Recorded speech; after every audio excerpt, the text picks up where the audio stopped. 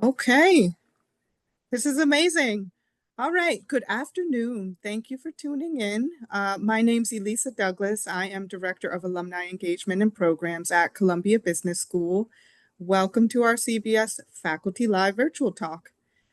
This virtual series brings our CBS thought leaders to you no matter where you're located. In just a moment, you will hear from Professor Silvia Bellezza on her talk, Rethinking Status Symbols, which will discuss a novel framework that systematically unifies existing conceptualizations, findings, and observations on alternative status symbols. Over the next hour, she will present, and then we'll open it up for Q&A. During that time, please use the Q&A function to submit your questions. And now a little background on Professor Bellezza. She is an associate professor of business and marketing at Columbia Business School. She examines how consumers signal their identity and status through both traditional luxury goods and emerging sustainability-oriented practices, including minimalism, vintage, and sustainable luxury. And we've been seeing a lot of that on trend. Her research has been published in top-tier academic journals, including the Journal of Consumer Research, the Journal of Marketing Research, and Management Science. Her work has also received extensive media coverage in popular outlets like the New York Times, the Wall Street Journal, etc. Before joining Columbia, she earned her doctorate in marketing at Harvard Business School, and she worked in the marketing departments at Louis Vuitton and Dannon. Professor Bellezza currently teaches at CBS on sustainable marketing and an executive MBA course. Now I'd like to hand it over to Professor Silvia Bellezza. Thank you, Elisa, for the very kind introduction, and thank you everyone for connecting. It's an honor to share some of my work with you today. What I would like you to learn today from the talk is really like an overview about some new emerging status signals that we observe in the marketplace. And more than that, I don't want for us to just like go over, a list of new emerging status symbols. What I would also like you to take away from the talk is a more systematic way to think about these alternative status symbols through a framework that I've published a couple of years ago, and which I call basically the distance framework. The talk that I'm going to talk about today is based on some of the research that I did that is published. Basically, this is the paper if you're interested, and if you would like to read more, it's also available on my webpage. And in addition to this, which is more, this is the academic paper that I published, I've also developed a workshop based on this idea that I'm currently teaching to executives, and I'm also working on a book that that's going to take a little time, but hopefully one day it will be out, and it will also be based on the idea that's in the paper. All right, so let's get started and really get a conceptual understanding of what are status symbols, especially status symbols in consumption. These are products that really have two important features. The first one is that they're costly, in the sense that there is either a monetary effort, that in the sense that you have to pay a higher than average price to buy these products, so that the idea is that there is a barrier to entry into having access to this product by virtue of their cost. And the second idea is that they have to be visible to others. According to signaling theory, that's basically what constitutes a status symbol. So again, the idea that the product needs to be visible to others and it needs to be costly. It just so happened that consumption is a very nice way for us as individuals to basically broadcast and display who we are, and and tell the world about our identity through the purchases that we make. And there is a very big and thriving industry that truly sells these luxury products that again are costly and visible, so they serve very nicely the purpose of showcasing who we are to the rest of the world. However, many people I've started to talk about the fact that the luxury goods, as we know them, they're kind of losing a little bit of their luster. And so some people talk about the decline of traditional status symbols. And why is that? What has fundamentally changed in the last decades? First of all, there's more supply of these goods. Back in the day, some of these goods they were like hand manufactured. Some of them still are, but it's also true that these days we have big mass production systems that made it very possible for these brands to basically increase the supply of goods that they're giving to consumers. So first of all, there's more of them. Second, there is a proliferation of discount outlets that basically give cheaper access to the same type of goods to more consumers. And again, we know this is problematic because we talked about the fact that cost is an important barrier. So if that goes down and the product is accessible to most people, then the signaling value is eroded. Counterfeits have become really, really good. Some of the best counterfeits, can fool even experts, and they're very difficult to detect. Online channels has made it easier to access these goods, wherever you want and wherever you are. And so these are some of the issues that have made luxuries more, ubiquitous and more accessible. There's also been some cultural change in the way in which we tend to see luxury goods. And so there's some research highlighting also the so-called dark sides of luxury goods. And so people who are wearing, conspicuous consumption or very loud luxury goods from head to toe, they're not seen as like authentic, or they're seen as very like driven by extrinsic motives. And so this is also like a more cultural component. And so the idea is that slowly but surely, elites are progressively abandoning traditional status symbols that become too mainstream. And so I think a particularly interesting question is, if the traditional status symbols, if their signaling value is eroded, then the high status people, like, what do they do? How do they then, signal to others who they are through consumption? Because we know that they're gonna do it. This is a fundamental human motive to basically broadcast our identities to others. So it's not a question of whether they're gonna do it or not. It's just like, how do you do it? A very unnatural, next step is basically stepping up the game. So now, in a world in which many consumers have access, I mean, not many, but several consumers have access to diamonds, then maybe you compete on size. And so, like, you give, to your fiance the biggest diamond ever. Or perhaps, you compete on having the biggest boat ever. And so this is idea is basically you're upgrading the status signaling game to the next level. And when basically cost is just extremely high, exclusively, very few people have access to it. And so basically it's always the same idea of conspicuous consumption through traditional status symbols, but basically you're raising the bar, rather than having one Hermes bag, you have multiples and you're the top collector in the world. Rather than, going to Hawaii, or, to Maldives, like what becomes a nice status symbol in terms of like quote unquote holidays, because I'm not sure if that's going to be a holiday, is going to space. Or, buying NFTs whose value is skyrocketing. And so certainly there's this strategy that we see, right, in the market, which is basically upgrading to even higher end luxury goods.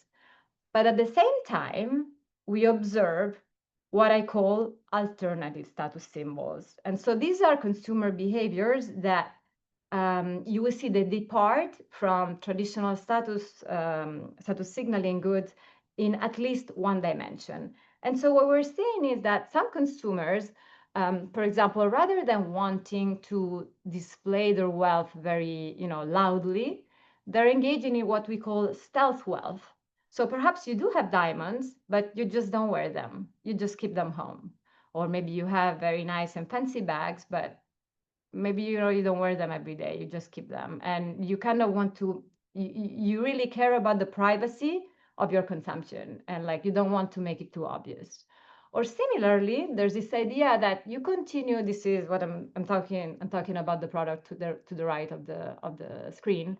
there's this trend of so-called inconspicuous consumption, which is very interesting. You continue to buy luxury goods, but you buy a fundamentally different type of luxury good, which is not loudly branded. And so the idea is that, for example, this is a Chanel bag. If you look closely, you can actually see the logo, but you can see that the logo is very subtle. Basically, only other people who know the brand, they may recognize it, but most people may miss the signal because they may not recognize it compared to other Chanel bags that have the logo much more prominent. So this is one type of behaviors that we're seeing. Some other people, another interesting consumer behaviors that we're observing is vintage. So some other people, maybe they may decide that rather than buying a brand new Jaguar, maybe they'll buy a Jaguar from the past, from decades ago.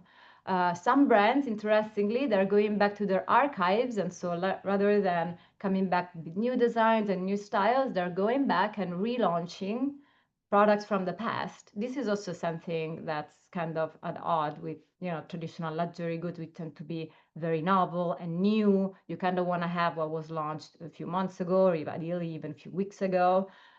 This is going very back to the past. So how do we make sense of this?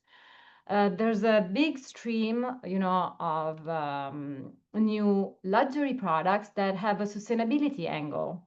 And this is also pretty counter to the typical, luxury goods that have to do with, accumulation of material, accumulation of products, possibly materials that are not particularly sustainable. And similarly, there are some consumers who basically brag about letting go of possession and engaging in minimalism. And this is, again, counter to the notion of accumulation and wanting to display the abundance of all the things you have. In this case, for some of these consumers who embrace minimalism, it's really this idea of buying less but better, and that becomes a status symbol in and of itself. Some luxury brands are embracing what we call ugly chic or ugly luxury. This is also kind of counter to the notion that luxury goods typically tend to look aesthetically pleasing and beautiful, and yet we see typically some fashion brands who are embracing ugliness. Some other brands, they're embracing subcultures, which is also kind of counter to the typical, highbrow culture stimuli and elements that luxury brands have used. And interestingly, here we are looking at the world of consumption, but it's also interesting that even the way in which people spend time has fundamentally changed. And so, the traditional theory of the leisure class talks about precisely the leisure class and the aristocracy, who are really people who can afford not to work. And so the idea of living a life always on holiday and on leisure back then was a status symbol. But what we find is that today, it's rather being a workaholic and working all the time and displaying how busy you are at work that operates as a very strong status symbol. And similarly, even if you're on holiday or if you're on leisure, like, it's very active and it's very fast. So this idea, it's even in the pace of life of high status consumers is very different. And so these are what I call alternative status symbols. And basically, so far, there has been research on many of these alternative status symbols. And in fact, I have published a lot of work in these alternative status symbols. But what we were missing, I think, is a way to think about these alternative status symbols in an organic way and in a systematic way that allows us to understand them and study them in a more organized fashion. And so basically, drawing from prior work in marketing, economics, sociology, and then sociology and psychology, basically what I'm arguing is that we can think about these alternative status symbols by organizing them around the notion of distance from traditional signals along 6 meaningful dimensions. I will go very quickly now on which the dimensions are, and then we'll basically talk a little bit about one by one, a bit more in detail.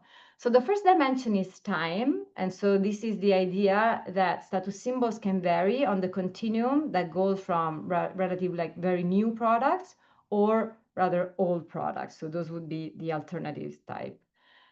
They can also vary on the aesthetic dimension. And so here is where we're looking at the contrast between beauty and ugliness. Another meaningful dimension is the conspicuousness or the visibility of the signal. And so here is where we vary from very conspicuous type of luxury goods to the inconspicuous and subtle luxury goods. Another dimension is quantity. And so here the continuum is between many possessions and few possessions. And then there's culture.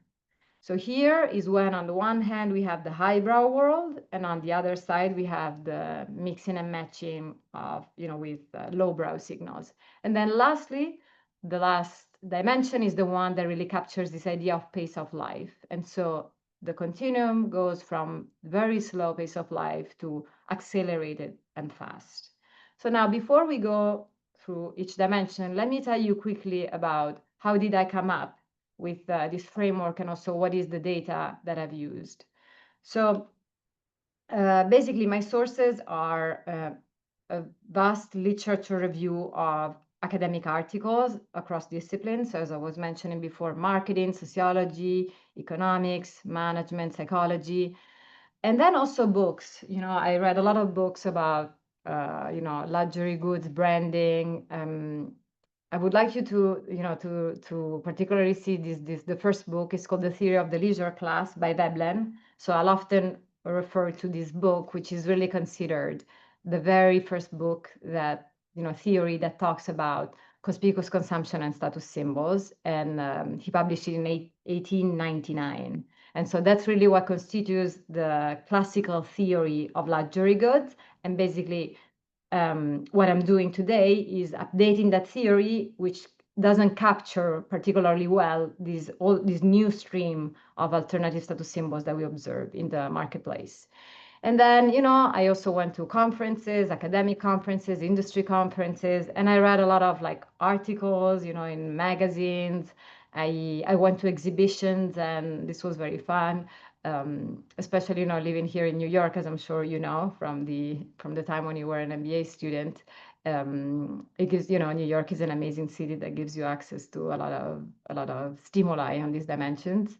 I watched documentaries, that talk about luxury goods and all of this world. And then this was actually the most fun part, and perhaps the most anthropological, approach that I had, which was periodic visits to flagship stores, and also, during my travel, just observing, consumers and taking pictures. So this is basically all the corpus of data. And then I applied, very briefly, I'll tell you, a method which is called grounded theory method. And so the idea is that basically this is a systematic way of coding the data, and then that through different steps then allows you to arrive at the theoretical framework that I'm talking about today. So this was just a very brief overview on the data and the method. But let's get into talking a little bit more closely about the framework itself. And so now we will go through the different dimensions and the different type of products. And then I would try maybe to talk about this for about 15 minutes, and then I would love to, to hear from you. So if you have questions or thoughts, they're very welcome. So I would like to have, an active Q&A. All right, so first dimension, time. So, Veblen, so this is the scholar I mentioned before, said that only those who keep up with the changing styles of fashion signal status by evidencing their ability to pay. And this certainly resonates with this idea that, you always want to have whatever is in fashion this specific month or this specific semester. And ideally, it's what the brands have been launching just, a while ago. In contrast, right, with this idea of always wanting something new, we see that, celebrities are wearing gowns from the past when they're, receiving their Oscars. We see that vintage in general, both online and in physical stores, is booming. This is a Louis Vuitton catwalk, so you can see clearly the style is very reminiscent of the past. And we know that brands themselves are going back to their own archives and relaunching products that possibly, they launched decades ago. So in this case, I'm defining this alternative status symbol in the sense of adopting signals from a distant past. So you see here on this time continuum, on the one hand, you have new products. On the other hand, basically, it's what is old. And so what are manifestations in the marketplace? Vintage, for sure. I have some research that, for example, tries to really define what vintage products are, because there is a lot of confusion, unfortunately, in the marketplace. And then also what is called retro branding. So this is the revival of products from a prior historical period. Who are the people, who are the consumers who are the most likely to embrace vintage? We know from research that these are the people who tend to score high on need for uniqueness, and now you see, you understand why. And also people who are kind of like nostalgic from the past. So there's these individual level differences on the extent to which you miss the past, and people who tend to score high on that dimension also tend to embrace products from the past more. But so going back to what I told you at the very beginning, these alternative status symbols, they still need to offer some benefit to people. And importantly, they still need to be costly, because otherwise they would not be status symbols, because otherwise everyone could engage in them. So for every, of these alternative status symbols, it's very important to kind of identify, first of all, why would these high status people do that? But also, what is the cost? Oftentimes it's monetary, but not only. And I think that's one of the most interesting part of these alternative status symbols. So what does vintage get you? To some of these consumers is the fact that these products are one of a kind, and oftentimes it's extremely complicated to find a duplicate. So, if you walk into Dior boutique and you buy a new bag, then the next consumers may buy the same one. But if you go to a vintage fair and you buy a Dior bag from like 40 years ago, how easy it is for others to imitate you, or to find the precise same model. So consumers who engage in this type of consumption always mention this as one of the main benefits. And second, like this idea of authenticity, things that come from the past tend to seem more authentic to consumers than things that have been just newly produced. What are the costs? First of all, to be a vintage consumer, it takes a lot of knowledge and cultural capital and sophistication. So it's not that you can just like improvise yourself as a vintage consumer, because those of you who have been to these vintage fairs will know this. They're typically quite messy. It's not, it's not the same feeling that you have when you're shopping in a boutique. It's complicated, and you typically are on a hunt. And so to really find the right product that you like, that's from the past, that other vintage, owners will recognize, it's not easy. There are misidentification risks, because a lot of people may think that that is just an old product. Some people will get it, but clearly, some other people may just not get it. So that is basically a missed signal. And then also there is a financial cost, because oftentimes some goods, in fact, the vintage version can cost more than the than the new one if you buy the new version. So it's not necessarily the case that vintage is necessarily cheaper as a consumption style.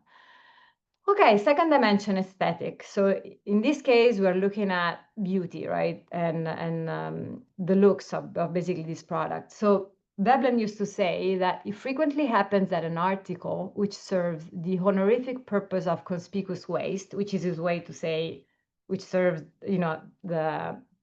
as a status symbol, is at the same time a beautiful object. And in contrast, right, to this idea that luxury goods tend to be aesthetically pleasing, we see in the market, some brands that get a lot of attention and frankly even commercial success precisely because they're ugly. So this is the famous case of the Balenciaga sneakers. Prada has been embracing the concept of ugliness in her collections for years, and she's been really a pioneer of the search of ugliness in fashion. This is, John Oliver making fun of a Gucci jacket during this show because of how ugly it looks.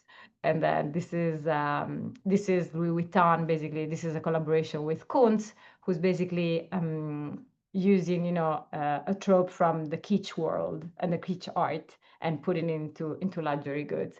And so here we see that basically on the aesthetic continuum, these alternative status symbols are distanced from the typical aesthetic canons of beauty. Manifestations in the marketplace, it's what's often labeled as ugly luxury or ugly chic. Who are the consumers who tend to love these specific status symbols? These are the ones who are very fashion savvy. And so they're the consumers who are the most likely to adopt this type of goods. And then in terms of benefits, this type of goods convey to others that you are fashion, fashion savvy. They're attention grabbing, so consumers love to post about them because they tend to, really grab attention from even on social media or when you wear them. And also some people say that they love ugly luxury because especially as soon as you see these products, typically people don't like them. And so then it takes a while before people start imitating them. And so for a while, you're the only one who's using these ugly products. In terms of costs, these products are, as expensive as traditional luxury goods, if not more. Misidentification risk, because to a lot of people, before these ugly products become a bit more mainstream, they just like consider them ugly. And then, also you need like cultural capital, to be fashion forward, you need to know about fashion. And so not everyone, that's also like a knowledge type of cost. Okay, let's move on to the next dimension. This is conspicuousness, which is really like the hallmark of the visibility part that I was talking about at the beginning of the talk in terms of the conspicuousness of the status symbols. And so typically, right, luxury goods, like they're screaming to the world, they're loud because consumers want to maximize chances of telling the world who they are through the logo. That's the idea. And yet we see now these new streams of luxury goods that unless what is the brand of this bag, like it's not gonna be, it's not on the outside anywhere, in the outside of the product. So they're very subtly branded, if not branded at all. We see other, consumers. I mean, now he's changed his style, but back in the day, you may imagine that, for example, he's just wearing any other shirt, but it just so happened that these were like Cucinelli shirts made for him that cost more than $300 each. So what may look as just like any other T-shirt, it's actually not. And an interesting thing, an interesting fact about him is that he actually bought a few properties around his main property, which is the one that you see here in the screen. The interesting thing is that, if you think in Veblen's terms and the way in which he was thinking about conspicuous consumption, you could argue that, now that you have all this land, what an extremely wealthy person could do is basically tear down everything and build a huge mansion that's visible, from kilometers apart. But that's not, for example, what he did. He just bought these 4 houses just to have more privacy. And so the idea is that basically you're shielding, in fact, you want to shield even more what you have from being visible to others. So you see how the paradigm is very different from the idea of seeking conspicuousness and displaying and showcasing who you are at all costs. So on the conspicuousness continuum, right, the traditional status symbols are conspicuous or loudly branded. Here we are looking at signals that are distant in the sense that they are less visible and less recognizable. So manifestations is inconspicuous consumption, what I was talking about before, or stealth wealth, so concealing your assets rather than, wanting everybody to see them. Who tend to like this type of goods? These are people who are low in the so-called need to show off or impress others. Because if you are that type of person, of course, once you have things, you just want that others to see it. But there are some people who are kind of like beyond that stage. And in fact, they don't need to show off to others. And so those who tend to score high on this dimension are the ones who embrace this type of consumption. Benefits, it's difficult to imitate because there's nothing to see. Some people who embrace this type of consumption do it oftentimes to diffuse envy. So you just don't want to create envy in others, or making them feel uncomfortable by showing, these very expensive pieces of jewelry or other things. And so you prefer just not to engage in that consumption.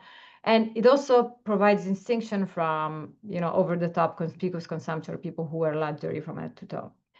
Costs, inconspicuous consumption goods, in fact, they're more expensive than the loudly branded goods. So people have looked at, this is interesting, people have looked at, for example, Louis Vuitton supply of goods, and there's a negative correlation between loudness and price, meaning that the most expensive Louis Vuitton products they have the small logo.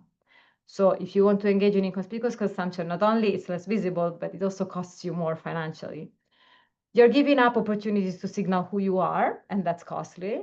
And also it takes cultural capital, because you need to know, to know and decode this inconspicuous consumption. It takes a lot of knowledge, and you need to accumulate this type of cultural capital.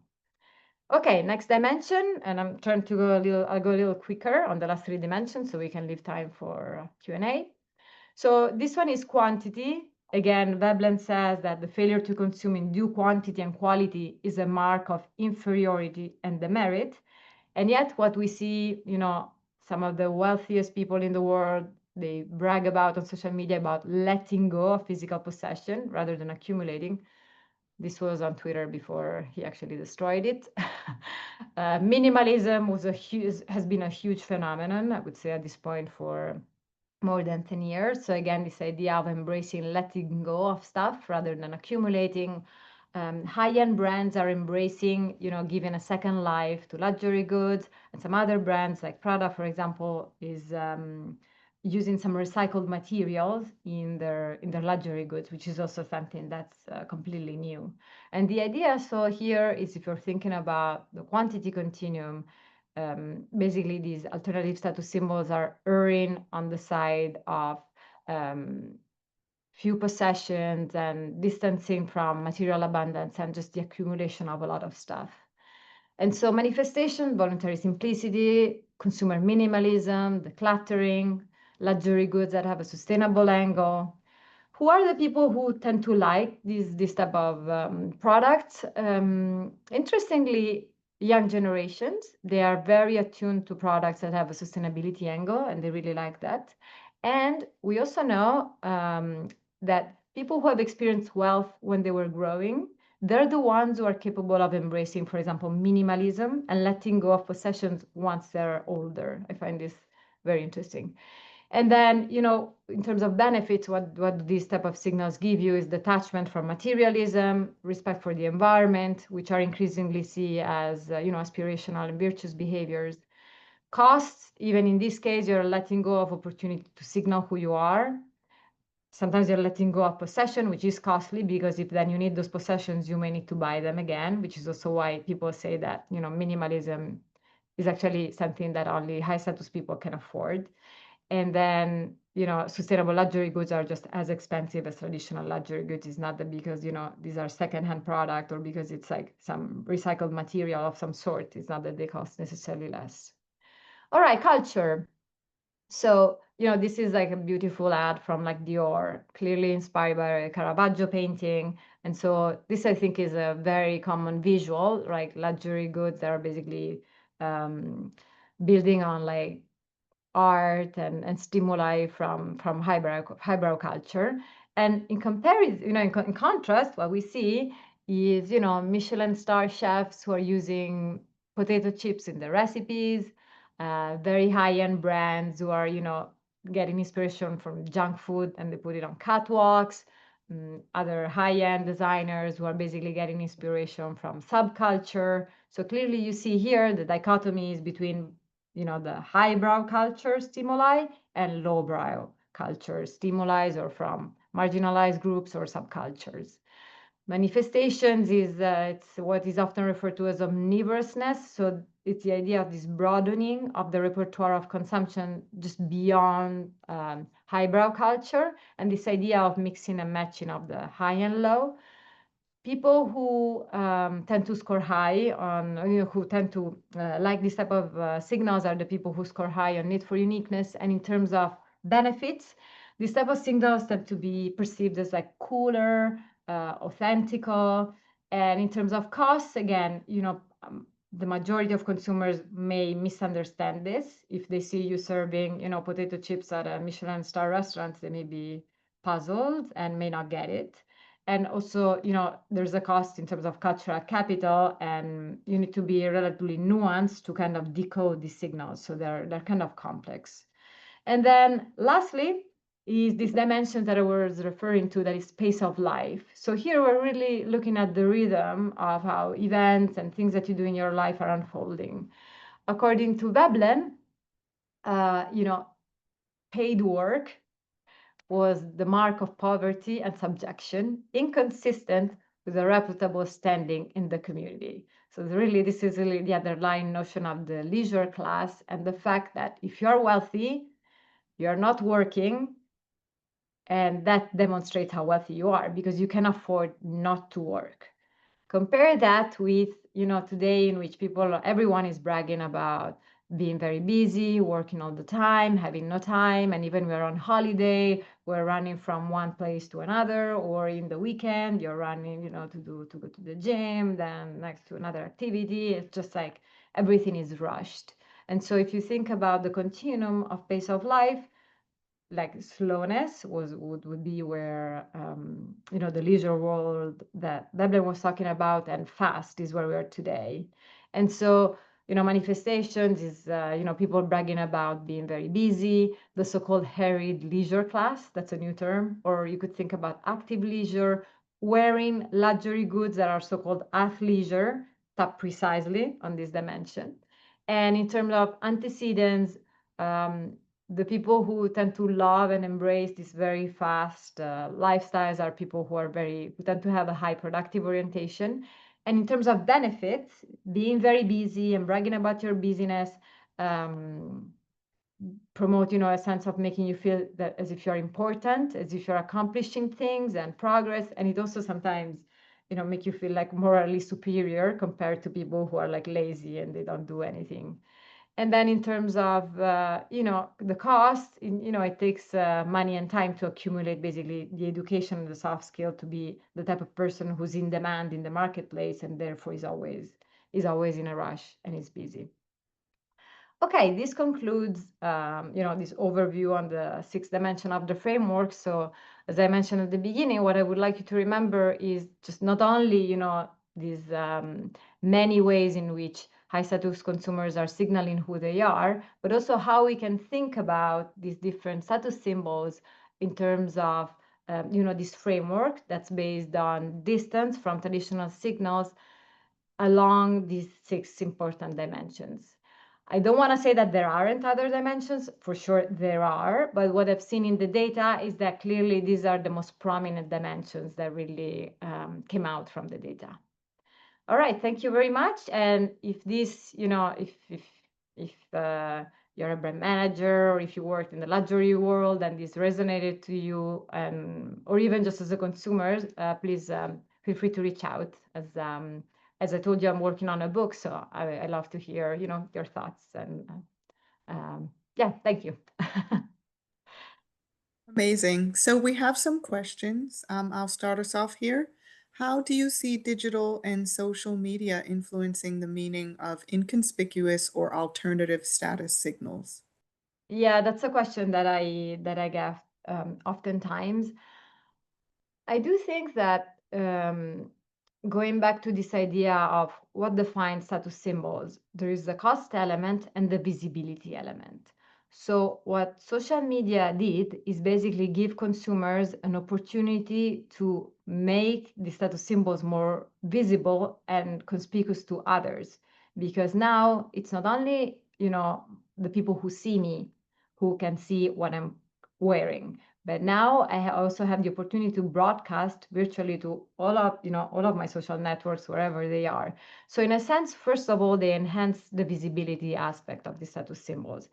The other thing that they did is to accelerate the cycles at which symbols come and go. Because of nowadays, it's easier to broadcast the signal to a mainstream audience. Basically, signals are seen much faster, and then they become mainstream much faster, and hence we want something new all the time. So I don't think that fundamentally changed the dynamic of status symbols, but they have accelerated it. That's how I think about that. We have a question from Philip Song. This framework charts the divergence of luxury consumption from traditional Veblen luxury, but what do we think are the root causes that have driven this divergence? Is it a cyclical fashion trend, or are there more fundamental shifts happening having to do with technology, geopolitics, macroeconomy, etc.? Yeah, that's a very good question. And I think it's what I was trying to address on that slide in which I had, the loss of luster of traditional luxury goods. It's basically that then created, the space for the emergence of these alternative status symbols. So as I was saying, it's this idea of, supply. So those traditional luxury goods, they're not as exclusive as they used to be. There's more of them, and it's easier to access them. So basically, that's what has eroded the signaling value of traditional status symbols. I wouldn't counterfeits, outlets. That's what I basically mentioned on that slide. I would not expect the dynamics of alternative status symbols to emerge in a country or in a culture where we haven't seen dilution of status symbols yet, of the traditional ones. Okay, so if the conditions of mass production, counterfeit, and and those ones they are not happening for some reason somewhere in some economy or in some culture, then I would not expect the emergence of alternative status symbols. All right. Our next question. Which of the 6 dimensions do you expect to evolve most dramatically in the next decade? Okay, that's a big question. I think, let me go back to the chart. I think one where I'm starting to see that we're kind of starting to shift back to possibly, the original way is probably pace of life, in the sense that I'm currently seeing that there are many groups of consumers that are starting to praise again, why is it that we should embrace lifestyles that are much more peaceful and that are slower, and that basically help us embrace the beauty of life without rushing from one place to the next. This idea of being a workaholic, like people, bragging about working a lot of hours. Now there are also people who brag about quitting their jobs, and they're posting about not accepting offers or deciding the type of job they want, and unless the job is meeting some lifestyle requirements that they have, they're not accepting them. So maybe if you had to ask me, that would be the dimension where possibly moving forward, I would imagine that maybe the pendulum is again gonna go on the other side. Of course, there are fashion cycles that are quick. I'm not saying that these are, that there isn't anything new happening, say, on the conspicuous side of luxury goods, by no means.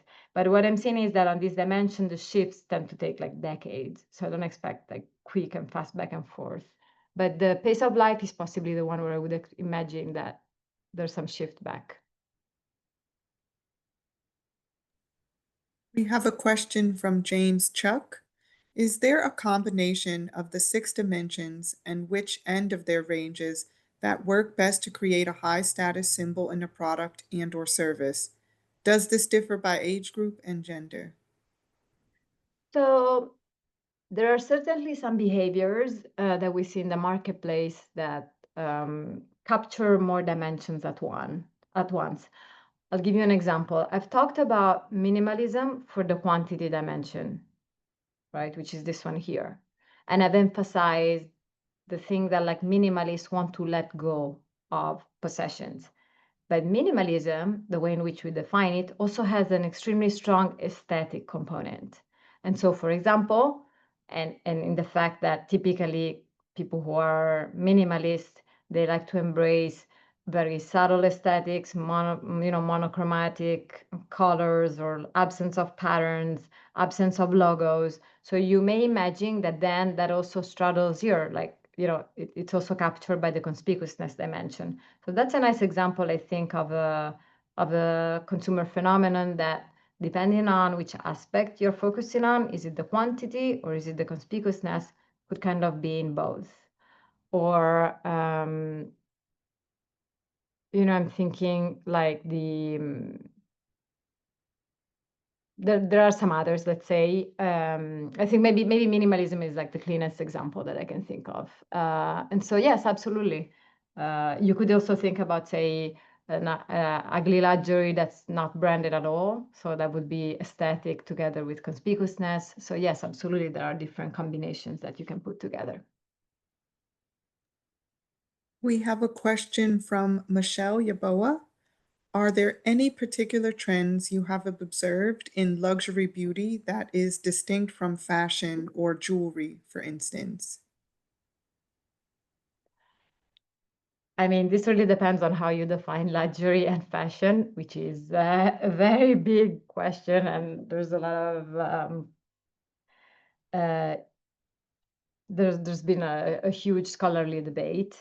I tend to think about fashion as more like the I don't know. I don't want to say something that could create more confusion. Can you reread the question again? Yes. So, are there any particular trends you have observed in luxury beauty that is distinct from fashion or jewelry? Oh, luxury beauty. Okay. I'm sorry, I missed the question. I thought it was more about luxury versus fashion. Luxury beauty. I do think there's been a lot of talk about, for example, not using makeup at all. So when I was working on minimalism, I remember that there were some consumers that would take pride on the fact of just like even letting go of beauty routines and just minimizing what you're wearing. And it's certainly the case that some brands have gotten a lot of visibility into still kind of targeting that audience, but giving them makeup doesn't look as if they have makeup. And so maybe that's where I've seen beauty products in this when I was doing this work. That's what I would say. I don't think I saw it in some of the other dimensions, to be honest.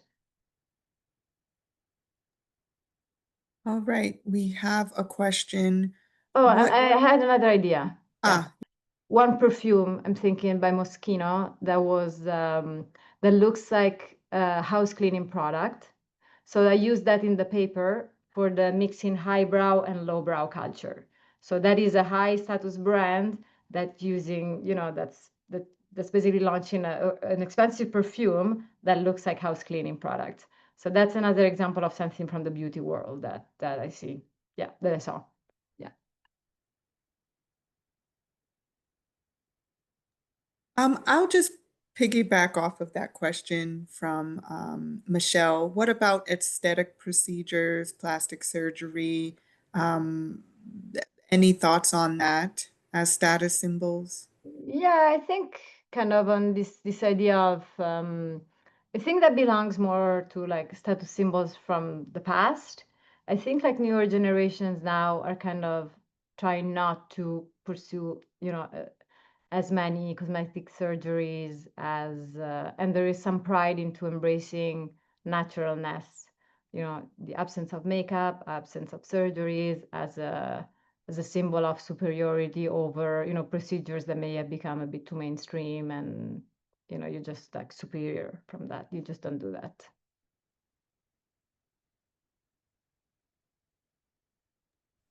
Thank you. Very interesting. Okay. So another question we have, people often seek products or lifestyles that feel natural, real, or genuine. How does authenticity fit into your framework of alternative status signals? Yeah, absolutely. So, if you remember, like for any of the dimension, I highlighted what are the benefits that basically any of these behaviors bring to the table for the consumers who embrace them. And certainly authenticity, I saw a lot of it for vintage. So people who tend to love vintage product, they're really looking for, for the fact that like these are products that the brands have launched a few years ago and they stood the test of time, and so authenticity is a big driver of consumption there. And I've also seen it for the embracing of the mix and match, and so this idea that it speaks to authenticity, the fact that some of these brands are going and exploring subcultures or possibly marginalized signals, and so this mixing and matching of highbrow and lowbrow culture also speaks to authenticity. We have a question from Jenny Abramson around art collecting. How does Mm. art collecting align with this framework? Well, I think art collecting is one of the ultimate conspicuous consumption ways, of that even Veblen was writing about. And so that, having an amazing art collection at home is, of course, a tremendous status symbol. So I feel like that our collection